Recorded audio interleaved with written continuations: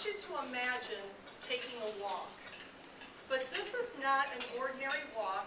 This is a walk across a 12-foot bed of 2,000-degree, white-hot burning embers. Now, you're physically prepared for this walk. You've taken off your shoes and socks and rolled up your pants, nothing like catching on fire, and you're waiting in line for your turn. And when it's finally your turn, you get up there, and questions start to go through your mind. Why am I doing this? What happens if I freak out halfway across? Does toenail polish burn? And then you walk.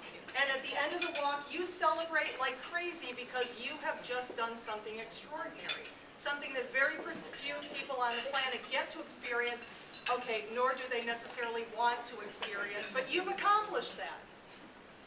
And I went to this seminar, actually on October 22nd, 2009, I walked across fire. So that's why I'm sharing this with you, and actually it was the second time, because I feel the need to walk across hot coals every 20 years or so, whether I need to or not. But that's not really what I'm here today to share with you. It's not the fear that was very real, even the second time across. It's high. It's not the joyous celebration afterwards, but what happened in particular after Fire Walk number 2 is really what has made all the difference. Because you know when you go to one of these seminars and you're in workshops and everything all day long and you know that this is finally going to be the seminar. This is going to be the workshop of all workshops that's going to make your life complete, right? So I didn't want that to I wanted to be able to capture that energy whenever I wanted it because you know it fades. You go to the seminar, on Monday you are totally jacked up, you're getting so much done with everything that you've learned, it's wonderful. And Tuesday, you realize that your coworkers aren't necessarily impressed with your newfound enthusiasm. Wednesday, you're still excited, but your spirits are a little dampened. Thursday, not so much. And by Friday, you're back at the coffee machine grousing along with everyone else, right? Okay, we've been there, done that. Well, I didn't want that to happen to me again. So myself, along with the 3 people that I went to the seminar with, wanted to figure out a way that we could harness that energy so that we could have access to it whenever we wanted. And basically, we started a Facebook thread. In that every single day, it was an email thread. We would write down several things that we learned from the seminar, different reflections, people that we met and everything. And then we would write down 3 to 5 things that we were grateful for.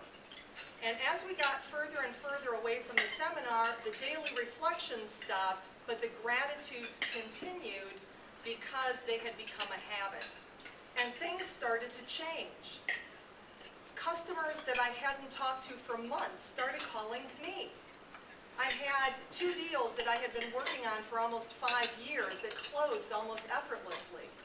My husband, who is a great guy to begin with, and he started outwardly showing more appreciation, and believe me, it wasn't because I was keeping the house any cleaner.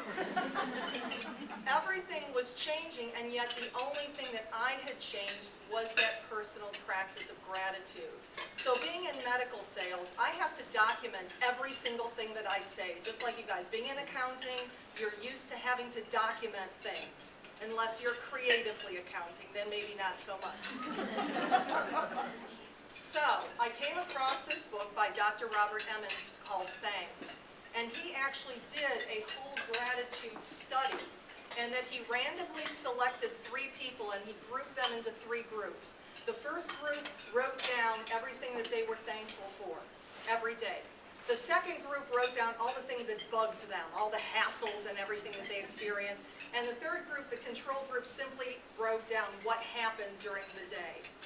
And they did this for 10 weeks, but before they even started the study, they did a pretty extensive journaling process because they wanted to see where these people were starting out. You know, how happy were they? How enthusiastic, you know, were they sick a lot? Did they have a lot of stress? Did they sleep well? Were they chronically happy? Were they chronically miserable? You know, just trying to figure out where they were. So the study went on for 10 weeks, and at the end of 10 weeks, what he found is in the gratitude group, those that specifically wrote down what they were grateful for every day, they were 25% happier than the other groups. They had fewer health complaints. They spent an average of 1.5 hours more per week exercising than those in the Hassles group. They had fewer symptoms of physical illness.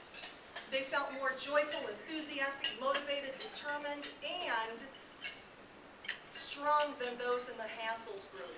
The interesting thing was, then they took that group to the people that were associated with them, friends and family, and they asked them, you know, how's your relationship been? And they actually found that they were being offered more emotional support. So it was affecting not only the people in the group, but also everyone that they came in contact with. So I actually had kind of an experience of this my own. It was completely unintentional research. And then I posted a question on LinkedIn. Okay, you think that this is a really innocent thing to do. And all the question said was, how do you incorporate gratitude and appreciation into your business? Pretty innocent question, right? You think that you get the typical LinkedIn response. The very first response I got was, you don't need to incorporate gratitude and appreciation into your business because people are going to take advantage of you anyway. Wow. I didn't expect that. So I emailed her back and I said, I'm really sorry that you feel that way. She goes, that's okay, I've learned my lesson and I'm moving on. So I emailed her back. I figured this is time for a challenge. So I said, this may sound really silly, but I'd love for you to take my 30-day challenge. And that for the next 30 days, I'd like you to write down 3 to 5 things that you're grateful for every day, and as an extra challenge, don't repeat. And she emailed me back, she goes, wow, that was really nice, thanks for being so nice and positive. So we talked, email back and forth over the course of the next couple weeks, and about a month went by, and I emailed her to see how she was doing, and she goes, well, it's really weird. So I didn't really notice any difference myself, but I went on vacation and other people noticed. So it works. I'm here today to share with you 3 simple strategies that you can start to use the power of gratitude in your life to not only affect you, but everybody else who you're coming in contact with. And the first strategy we've talked about a little bit, and that's the keeping of a gratitude journal. Does anybody already keep a gratitude journal? Alrighty then. It's great to live in gratitude because we want to think throughout the day, well, I'm really grateful for this, but it's the physical act of writing it down that makes all the difference because we want to incorporate a lot of our different senses into this act. We want to feel the pen as it's in our hand and see the words as it's being written on paper and hear the words as we're seeing them and then experiencing that emotion of being in gratitude. And it doesn't have to be a fancy schmancy gratitude journal. Oops. I mean, this is nice and everything, but you know what? A notebook works equally well. A piece of paper. I mean, heck, it can be a piece of toilet paper if that's the only place that you have time to yourself. Okay? The physical act of writing it down. And some people like to do their gratitudes first thing in the morning. That's when I like to do mine. It's the very first thing that I do when I get up in the morning. And it sets my whole day. And a lot of times, I'll be grateful for things in advance. Like, I am really grateful that I rocked this talk today. And I wrote about it this morning. But some people like to do their gratitudes at night. Because even if you had a day that maybe wasn't your favorite day on the planet, in every negative situation, if we look hard enough, we could find something positive and find something to be grateful for.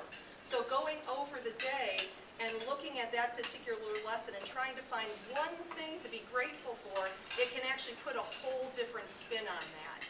And the interesting thing was, in the gratitude group as well, is that they also slept better. They went to bed, they slept sounder through the night, they woke up more refreshed. And so the lesson to the moral to that story is basically count your blessings, not sheep.